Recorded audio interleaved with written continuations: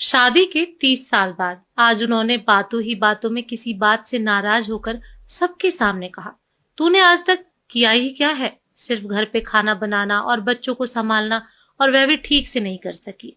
बच्चे भी तुम्हारे सुनते कब हैं? वो अपने मन की ही तो करते हैं। इतने सालों में तूने उनको कुछ नहीं सिखाया, तभी इतने बिगड़ गए हैं दोनों बच्चे। अपने पति की ऐसी बात सुनकर आज पूरी रात सुनीता को नींद नहीं आई। सुनीता सोचती रही, रोती रही और बुदबुदाने लगी। सच में मैंने आज तक किया ही क्या है? अगर मैंने आज तक इस घर के लिए सच में कुछ नहीं किया, तो अब मेरा यहाँ रहने का कोई मतलब नहीं। कहाँ जाना है पता नहीं, मगर बस अब और नहीं। ये सोचते हुए सुनीता अपने पति विशाल को एक चिट्ठी लिखने लगी। मैंने आज पूरी रात सोचा कि तुम शायद सही कह रहे थे। आज तक मैंने किया ही क्या है? कौन हूं मैं? क्या है मेरी पहचान?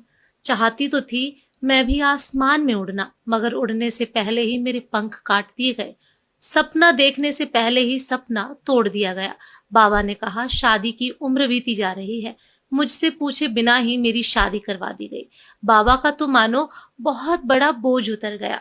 ससुराल में मेरे लिए हर कोई अजनबी सा था, मगर माँ ने सिखाया था कि अब यही तुम्हारी दुनिया है, यही तेरे अपने। अब से इन सबको ही तुम अपने माँ बाबा और भाई बहन समझना। पति तेरे लिए परमेश्वर है, इनकी कही कोई बात मत टालना। सबको प्यार दे के अपना बना लेना। माँ की बात मान के मैंने सबको अपना बनाया। मुझे क्या पसंद था और क्या नापसंद, इसके बारे में कभी सोचा ही नहीं। इतना लिखते लिखते उनकी आंख डबडबा उठी, अक्षर झिलमिलाने लगे। चश्मा उतारकर आंखें पोंछी, फिर लिखना शुरू किया। सुबह को आपकी कॉफी और नाश्ता, बच्चों का लंच बॉक्स, बाबा की डायबिटीज की अलग से दवाई, नाश्ता, माँ के घुटनों की तेल मालिश, आपका टिफिन, मार्केट जाना, शाम की खाने की तैयारी करना, माँ को इलाज के लिए बार बार अस्पताल ले जाना, बच्चों को पढ़ाना, उनकी शैतानी बर्दाश्त करना। आपके दोस्त मेहमान बनकर अचानक से आए तो उनके लिए खाना बनाना। बस इतना ही तो किया है मैंने, और क्या किया है? इसलिए अब मुझे कुछ और करना है। अब मैं जा रही हूँ। ये तो नहीं जानती कि कहाँ जाऊंगी, मगर मुझे जाना है।